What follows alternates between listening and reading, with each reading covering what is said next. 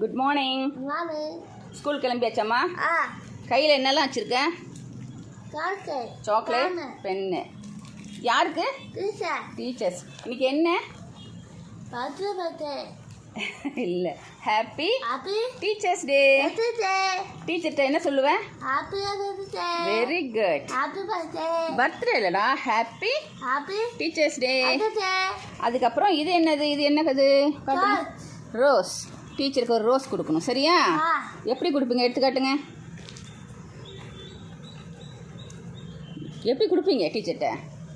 அப்படி இல்லை, இப்படி அந்த கட். Very good.